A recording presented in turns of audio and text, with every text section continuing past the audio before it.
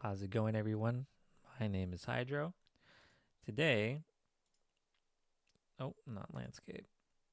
Today, I'm going to be talking about the books that I read last year, the year 2025.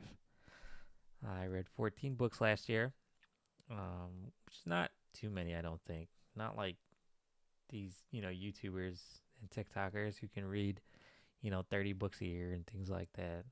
I'm a busy man. I got things going on in life. So I try to get as much reading done as I can. So it's usually just for enjoyment here. I'm not like looking to do this to get reviews out and things like that.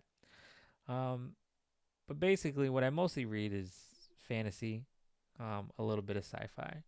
And when it comes to fantasy, yeah, I'm really a big fan of grimdark fantasy. So to me, that is like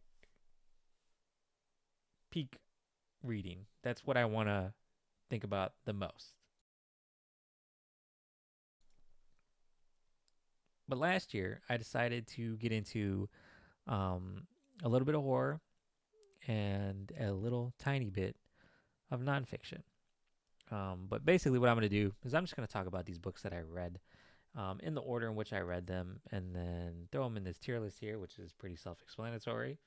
And then from there, afterwards, I'll just pick my favorite book of the year and I'll throw it up at the very top. So we're going to run through these pretty quickly. There's, you know, a lot to talk about in these books, really, if I had the time. But I'm sure you all don't want to sit around and listen to me ramble about these books. First book I read last year in 2025 was the Dungeon Anarchist Cookbook, which is Dungeon Crawler Carl 3. This was hard to read, and I think that's kind of the general consensus when it comes to this book. The series is wonderful, but the amount of info dump that you get with this book to explain like the event and what's going on in the world at the time. It's really tough. It's kind of like reading a manual, and I just don't have the brain power to focus when I just want to see Carl beat things up and get cool loot and all that stuff. Yeah, this one was just tough. So that was it. That was book number one. Book number two was The Only Good Indians, which was my first foray. Was my first um I guess step into horror. I wanted to try something new. I just nonstop reading fantasy. It's like let's get a palate cleanser here. So I read The Only Good Indians, which was also hard to read. This is my first step into horror at this time. So I didn't know what I was supposed to be feeling when I was reading this, but I wasn't scared and I wasn't even creeped out a little bit. There was one feeling of like, wow, this is tragic, and like maybe that's like part of the horror, I guess, is like just like watching something happen and you're just like, no, no, no, no, no, no, no, don't let this happen, and then it happens and you're like, dang, that sucked. um I felt that one time. It was kind of late into the book, and I didn't really feel it after that. The ending didn't really do it for me. Also, I think this is in a setting with like a culture that I also don't understand. I don't have any frame of reference. So I think if you are, Native American, is probably understand a lot of what's going on earlier than what it took me to figure out. I'm also not the sharpest reader, so I was definitely missing things until kind of late in the book. Um, Not necessarily bad. Again, I don't really know horror like that, so maybe this is better than I made it out to be. But yeah, that was that. That was The Only Good Indians. Stephen Graham Jones. Next, what we have is quite a mouthful when it comes to the title. We wish to inform you that tomorrow we will be killed with our families, which chillingly is how a letter is started. Someone is writing this letter to like a mayor or governor of an area. And what this is about the genocide that happened in Rwanda and the you know you know. If you don't know, you should do a little research on it. It's pretty scary the rate in which these people were executed, I guess. Um, it was tough to read as far as like the graphic violence and like just the sheer, I don't know how to explain it. What's the word I'm looking for? Like disregard for your fellow human that happens in this. It's very brutal in which the acts are carried out. as well. The machine of this was barbaric as far as the tools used, I guess, to accomplish what was meant to be accomplished. Also, there was like no justice served at the end of this book. It was pretty tough to read. Um, yeah, but it is a good book and it is an interesting topic. And I wasn't really familiar with this situation other than the movie Hotel Rwanda. Like you kind of know like it's bad, but geez, like just how awful it was in general. Definitely made me feel sad about life. Um, so I needed something to get me out of that funk, and that led me to book number 4 of the year. Luckily, good timing, was The Devils by Joe Abercrombie. Now, as I said before, a big Grimdark fan. When it comes to Grimdark, Joe Abercrombie probably is one of the best. Universally speaking, that is. I think he's one of the best, obviously, but like I think he's pretty well regarded in that genre. And I love this book. I know a lot of Joe Abercrombie fans that did not love this book, and as time went on, they like it less and less. And I can kind of see why. The humor was very heavy and not well executed. You do get probably two of the worst characters he's ever written, um, as far as like complexity and depth and interestingness goes. Interestingness, yeah, that. These there was two characters that are like, and they're main POV characters. They were just boring in general, and there was a lot of cliche things happening. It was a very predictable book, but it was fun. And then there was enough like of the interesting characters that Joe Abercrombie likes to write that I was like, yeah, this is good. This is for me. Um, so yeah, I guess you just kind of have to go in pretending it's not Joe Abercrombie if that's what you're looking for as far as like the first law world goes. I would just kind of like brush that aside, like be ready to be put in a different frame of writing. I guess it's like still dark, but a lot more lighthearted, and yeah, there's that. But I loved it. I did like it a lot. The next book that I also liked a lot is gonna be The Gate of the Pharaoh Gods. Sorry if you can hear dogs barking. The Gate of the Pharaoh Gods. We got back into it after a tough, slow burn in book 3. Book 4 comes back from Dungeon Crawler Carl, and we're back in the action. Interesting characters. You got to see a little justice for Carl at the end of the book, where I was just like, basically jumping in my seat, happy that you got to see some good old fashioned violent justice. So this was a good book. This was a good return for Dungeon Crawler Carl. And then I kind of went on a kick. Next we had The Butcher's Masquerade, um, which I kind of regret like flying through these books because I'm definitely fatigued with this. I'm like I've been sitting on the 7th book for a long time, um, maybe like an eighth of the way through, and I'm just kind of over it, I guess. But I'll definitely get back into it because they are enjoyable. But my biggest gripe I have with this series is the amount of info dumps you get. It's hard for me to focus on that. Like reading an instruction manual, it's hard for me to enjoy it.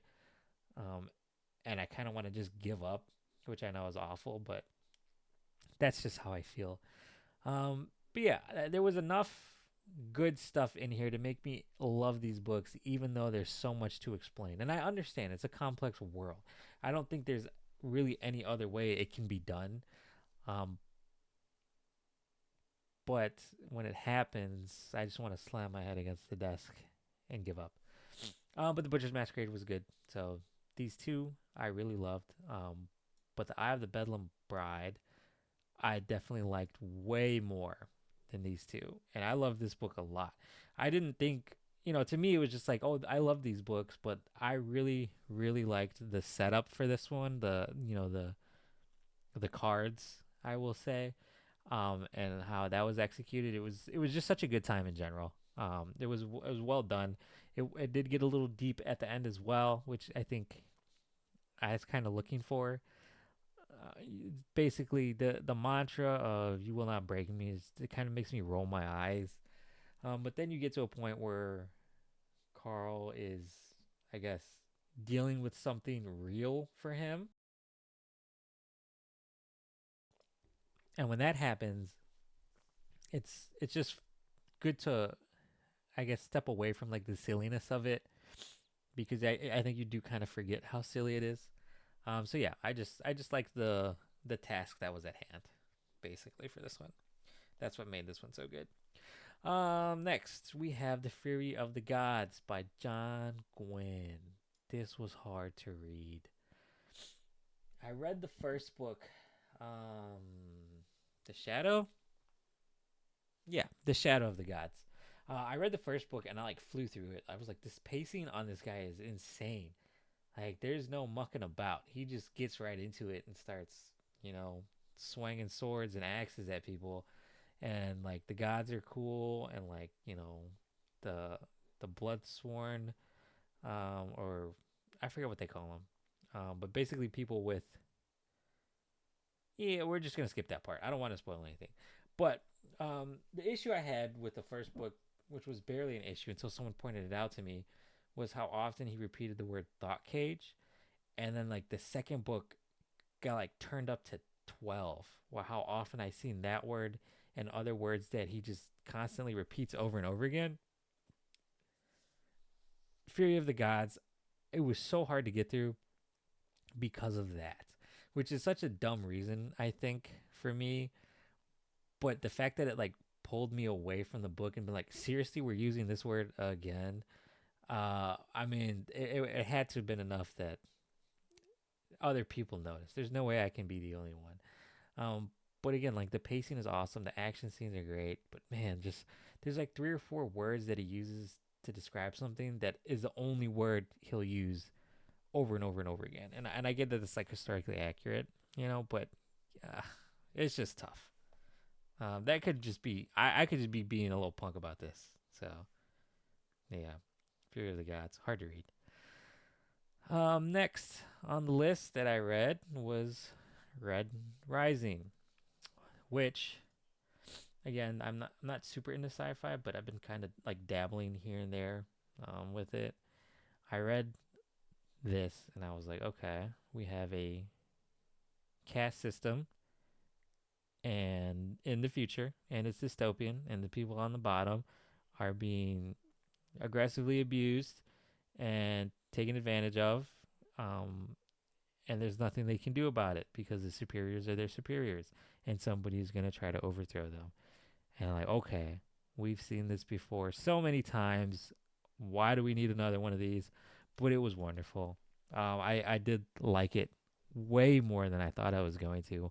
The writing style was a bit strange. It was kind of like choppy, short text message sentences, is kind of how I felt. It's kind of how I describe it. Um, but other than that, it was good. Like the universe is good. The characters are cool. I did find myself really engrossed in the story, which again we've seen a million times, but that's okay. If you do it well, even if it's the same old, then you do it well. And this was good. Yeah, Red Rising. I liked it a lot. Streams of Silver. R.A. Salvatore. Legend of Drizzt. Forgotten Realms. This is the first trilogy. Book 2 of the first trilogy. I read the first one like way back. I think in December of 2024. I read the prequel trilogy first, and I enjoyed them a lot. And then you get to this, and this trilogy is written before the prequel came out, and they're just rough, like their first early works, so they're just not the greatest. The characters are very very stereotypical when it comes to fantasy characters, like a Scottish sounding dwarf who's stubborn, where have we seen that before? Everywhere. um so yeah, I mean, I do enjoy the story. I do enjoy Drizzt. He's a very complex character, and it's good to see him have to deal with things, that because of his race he has to deal with. But again, these books they're just old, so they don't age very well, I guess. Yeah, Streams of Silver. Um, Next, what did we have? Oh, we have Between Two Fires. This book is awesome. It's very, very awesome. I loved it a lot. I didn't know what to expect until I read fantasy horror, is how someone described it. And I was like, okay, let me give this a shot. Actually, my cousin told me about it because we're both big Joe Abercrombie fans, and he told me Joe Abercrombie said, "Oh, well, I read this book and it's amazing." Like, okay, well, it's definitely worth a shot. Maybe I like it, and in fact, I love it. It's just great. In fact, I loved it so much that I went and got The Black Tongue Thief by the same author, which I'm not going to try to pronounce the name, but I think it's Christopher Buehlman. I just said I'm not going to try, and then I did it. This one was meh. Christopher Buehlman. I just maybe I enjoy it more if I didn't read Between Two Fires first. Um, but because of what happened in Between Two Fires, I was like, I can't wait to read more. And this just wasn't, it wasn't meant to be the same tone, and that's my fault for thinking that that's what I was gonna get, and I didn't get that at all. It was a lot more lighthearted. You could still see some of the horror elements that he's very good at writing come out in The Black Tongue Thief, but that's not the main focus. But when it came out, I was like, oh yeah, here we go. But this was meh for me, unfortunately.